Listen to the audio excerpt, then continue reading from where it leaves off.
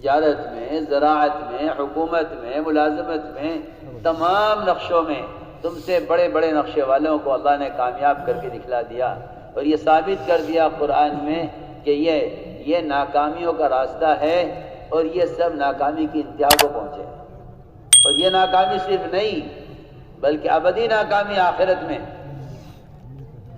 کہ اگر اس دنیا میں رہ کر اللہ کو نہ پہچانا اور اس دنیا میں رہ کر آخرت کو نہ بنایا تو ہمیشہ کی ناکامی۔ اس لیے میرے بزرگوں، دوستو، عزیزو، آدمی اپنے رخ کو صحیح کرے، جو صحیح رخ پر چلتا ہے وہ منزل پر پہنچتا ہے، جس کا رخ غلط ہوتا ہے اس کا ہر قدم اس کو منزل سے دور کرتا رہتا ہے۔ اس لیے اللہ رب العزت نے ہدایت کا وعدہ، جنت کا وعدہ اور آخرت میں کامیابی کا وعدہ اپنے دین پر کیا ہے۔ یہ صاف اعلان کر دیا پوری دنیا کے لیے، دنیا میں ہر انسان کے لیے، نہ صرف تبلیغ والوں کے لیے، نہ صرف مسلمانوں کے لیے، بلکہ اللہ نے عام اعلان کر دیا ہے کہ جو اسلام کے علاوہ کوئی مذہب، اسلام کے علاوہ کوئی دین یا نبی کے طریقے سے ہٹا ہوا کوئی عمل لے کر آئے گا وہ اللہ کے یہاں قبول نہیں ہوگا۔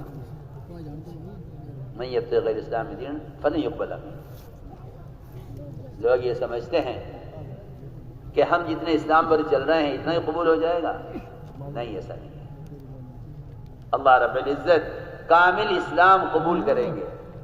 میں رات کی حدیث آپ کو سنائی تھی کہ جو آدمی ایمان لائے نماز نہ پڑھے اس کا ایمان قبول نہیں ہے اللہ کے یہاں، جو ایمان لائے نماز پڑھے روزہ نہ رکھے اس کا ایمان نماز قبول نہیں اللہ کے یہاں، جو ایمان لائے نماز پڑھے روزہ رکھے زکوٰۃ نہ دے اس کا ایمان نماز روزہ اللہ کے یہاں قبول نہیں ہے، جو ایمان لائے نماز پڑھے روزہ رکھے زکوٰۃ دے حج نہ کرے اس کے بھی یہ سارا ایمان اور یہ فرائض اللہ کے یہاں قبول نہیں ہے۔ آپ دنیا کی زندگی میں دیکھتے ہیں کوئی آپ کو ناقص مال دے دے، کوئی کسی آپ سے کوئی چیز خریدے اور وہ چیز ریجیکٹ ہو اور اس میں کوئی عیب ہو، آپ فوراً واپس کرتے ہیں، نہیں جی ہمیں نہیں چاہیے۔ لا خوشامد کر لیں آپ کہ لے لو، کہ نہیں لے سکتے، آپ کا مال ہمیں نہیں چاہیے، اس میں عیب ہے، یہ ٹوٹا ہوا ہے، ہم آپ سے چیز خرید رہے ہیں۔ اگر دکان پر رکھا ہوا مال بھی اگر فریش نہیں ہے تو آپ کہتے ہیں نہیں مجھے نہیں چاہیے، میں نہیں لوں گا۔ ہم اللہ کو دھوکہ دیں جزوی دین پر چل کر کہ یہ کر لیا یہ نہیں کیا تو کیا بات ہے؟ وجہ اس کی یہ ہے ہم ناقص اسلام سے اس لیے راضی ہیں کہ ہم اپنے اسلام کو کفر کے مقابلے میں لاتے ہیں، نماز کو فاسق کے مقابلے میں لاتے ہیں، ہم اپنے ایمان کو کافر کے مقابلے میں لاتے ہیں۔ اس لیے جتنا ایمان ہے کافی ہے، جتنی نماز ہے کافی ہے، اور جتنا روزہ ہے کافی ہے، کیونکہ اور لوگ تو یہ بھی نہیں کر رہے، میں یہ تو کر رہا ہوں۔ کسی آدمی کے عمل کے قبول ہونے کے لیے یا کسی مسلمان کے اللہ کے یہاں ایمان کے قبول ہونے کے لیے یہ نہیں ہے کہ وہ اپنے بعد والوں کو، پیچھے والوں کو دیکھے، بلکہ اس کے قبولیت کا سب سے بڑا معیار یہ ہے کہ آگے والوں کو دیکھے۔ اس لیے میں صاف سے بحث کرتا ہوں سب سے کہ مسلمان کے ایمان کا مقابلہ کافر سے نہیں ہے، مسلمان کے ایمان کا مقابلہ صحابہ سے۔ آمنو کما آمن الناس، ایسے ہمارا جیسے ایمان صحابہ ہے۔ مسلمان کے نماز کا مقابلہ فاسق سے نہیں ہے، مسلمان کی نماز کا مقابلہ محمد صلی اللہ علیہ وسلم کی نماز سے ہے۔ صلو کما رأیتمونی اصلی، ہر مسلمان کو حکم ہے کہ وہ نبی کے طریقے کے مطابق نماز ادا کرے۔ اگر اس کی نماز نبی کے طریقے کے مطابق نہیں ہے، حدیث میں آتا ہے نماز اوپر دیکھ کر ماری جائے گی۔ میں یہ بات اس لیے عرض کر رہا ہوں کہ اس زمانے میں لوگ ناقص دین سے راضی ہو گئے ہیں، اور یہ دین ناقص کیوں ہے؟ دکان کیوں کامل ہے، ہوٹل کیوں صحیح چل رہا ہے، مکان کیوں اچھا بن گیا ہے، ہر چیز کامل ہو رہی ہے، یہ دنیا کی کسی ناقص چیز پر راضی نہیں ہے۔ کپڑے بہت اچھے بنا لیے، شادی اچھی رچا لی، وجہ اس کی یہ ہے کہ یہ دنیا کی محنت کر رہا ہے، اس لیے اس محنت میں ہر چیز کو کامل بنانا چاہتا ہے۔ دین کی محنت نہیں کر رہا ہے، اس لیے اس کو اس کی کوئی پرواہ نہیں کہ نماز میں نے اوپر دیکھ کر ماری جا رہی ہے، یہ نماز اللہ کے قبول ہونے کے قابل پڑھی ہے میں نے، اسے کوئی پرواہ نہیں، کیونکہ جس لائن کی محنت نہیں ہوتی اس لائن کا یقین، اس لائن کی خیر، اس لائن کا شر، اس لائن کا نفع، اس لائن کا نقصان انسان جانتا نہیں ہے۔ آپ تاجر سے پوچھیں زمینداری کیسے ہوتا ہے، نہیں بتا سکتا۔ آپ زمیندار سے پوچھیں تجارت کیسے ہوتی ہے، نہیں بتا سکتا۔ آپ ڈاکٹر سے پوچھیں کہ کھیتی باڑی کیسے ہوتی ہے، نہیں بتا سکتا، اس کی لائن نہیں ہے۔ تو آپ اس بات پر غور کریں، جو مسلمان دنیا کو مقصد بنا کر چل رہے ہیں، انہیں دین کی کیسے خبر ہوگی؟ موٹی سی بات ہے نا، جب تاجر کو نہیں خبر زمیندارہ کیسے ہوتا ہے، زمیندار کو نہیں خبر ڈاکٹری کیسے ہوتی ہے؟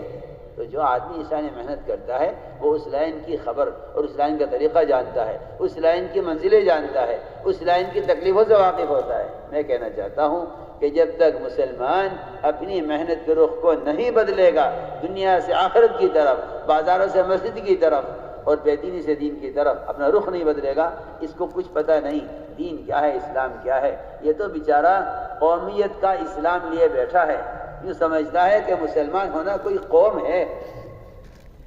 اسلام قومیت کا نام نہیں ہے، اسلام قومیت۔ میں تم سے کہہ دوں اسلام اسلامی ملک کا نام بھی نہیں ہے۔ اسلام اس دھوکے میں لوگ پڑے ہوئے ہیں، اسلامی ممالک کو اسلام سمجھتے ہیں۔ میں اللہ کی قسم کھا کر کہہ سکتا ہوں اسلامی ممالک بھی اسلام نہیں ہے۔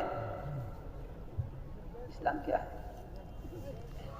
ہر فرد کا اپنی ذات سے اللہ کے فرائض کو نبی کے طریقے پر پورا کرنا اور ہر مسلمان کا سر سے لے کر پیر تک سنت کے رنگ میں رنگنا، اللہ کی قسم اس کے علاوہ کسی اور چیز کو اسلام کہنا یہ اللہ تعالیٰ کو دھوکہ دینا ہے۔ سر سے لے کر پیر تک اگر مسلمان سنتوں سے مزین نہیں ہے تو یہ نفاق ہے، اللہ کی قسم نفاق ہے۔ آپ میری بات کا انکار نہیں کر سکتے، آپ سمجھیں گے بڑی سخت بات ہے، میں کہتا ہوں اس سے سخت بات کہنے کی ضرورت ہے۔ آپ کے ذہن میں اسلام ایک تصور ہے، آپ مسجد کو دیکھ کے اسلام سمجھتے ہیں، آپ بیت اللہ کو دیکھ کے اسے اسلام سمجھتے ہیں؟ نہیں۔ ایک مسلمان کا معاملے میں، معاشرے میں، اخلاق میں، شکل صورت میں، سر سے لے کر پیر تک، اپنے لباس، اپنی حیت میں، اپنے کاروبار میں، کھانے کمانے خرچ کرنے میں، بیاہ اور شادی میں، ایک مسلمان کا سنت کا متبع ہونا اللہ کی قسم اس کے علاوہ کسی اور چیز کو اسلام نہیں کہتے۔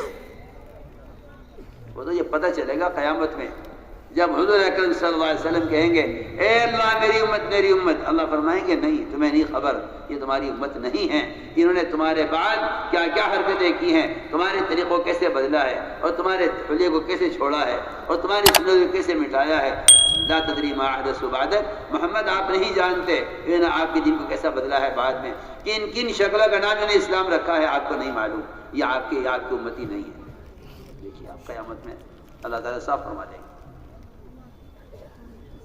جو آدمی اتباع سنت پر ہوگا وہ پہچانے گا محمد صلی اللہ علیہ وسلم کو قبر میں بھی، جو اتباع سنت پر ہوگا وہ اسی کو پہچانے گا محمد صلی اللہ علیہ وسلم قیامت میں بھی۔ سیدھی سیدھی بات ہے۔ اس لیے میرے دوستو، بزرگو، عزیزو، ہر لائن کی حقیقت اور اس لائن میں کمال اس لائن کی محنت سے حاصل ہوتا ہے۔ اس لیے ہم عرض کرتے ہیں کہ سب سے پہلا کام یہ ہے اپنی محنت کے رخ کو بدلو۔ تجارت سے، زراعت سے، سیاست سے، حکومت سے، ان دنیا کا نقشہ چلانے سے نہ کبھی ہدایت ملے گی نہ کبھی ہدایت کسی کو ملی ہے۔ ہدایت جو ملے گی وہ تو اس طریقے محنت سے ملے گی جو طریقہ محنت محمد صلی اللہ علیہ وسلم کا ہے۔ میں آپ سے پوچھتا ہوں، آج کل جو ایک جہالت اور ایک حماقت میں لوگ مبتلا ہیں کہ ہدایت جہاں سے چاہو لے لیں۔ کیا ضروری کہ ہدایت مسجد سے ملے گی؟ کیا ضروری ہے کہ ہدایت اور علم علماء کی صحبت سے ہی ملے گا؟ کیا ضروری ہے؟ جہاں سے چاہو لے لیں۔ میں پوچھتا ہوں آپ سے، جوتا گٹھوانا ہو سناری دکان پر، لوہار کی دکان پر، کسی گوشت والے کی دکان پر چلے جاؤ، آپ کے جوتا گٹ جائے گا؟ گاٹ دے گا جوتا کوئی؟ آپ کو جوتا گاٹنے کے لیے موچی کی دکان پر ہی آنا پڑے گا۔ آپ کے گھر میں وہ سوئی نہیں ہے جو سوئی جوتے کو گاٹتی ہے، وہ سوئی صرف موچی کے پاس ملے گی۔ کہاں جا رہے جی جوتا لے کے؟ موچی کے کیوں جا رہے موچی کے پاس؟ اتنے بڑے آدمی، جوتا ٹوٹ گیا ہے۔ میں تم سے پوچھتا ہوں، تم علاج کے لیے کسی گوشت دکان پہ چلے جاؤ، کہنا اسپتال جاؤ۔ دنیا کے معمولی کام اپنے ٹھیے کے بغیر نہیں ہوتے تو اللہ کا دین اور ہدایت یہ اللہ کے گھر کے بغیر کیسے حاصل ہو جائے؟ سوچو تو صحیح۔ اس لیے میں نے عرض کیا کہ اللہ تعالیٰ نے تاکید کے ساتھ ہدایت کو مسجد کے ساتھ جوڑ دیا ہے اور تاکید کے ساتھ ہدایت کو جہد کے ساتھ جوڑ دیا ہے۔ قرآن آنکھ کھول کے پڑھو، پتہ چلے گا کہ اللہ نے ہدایت کو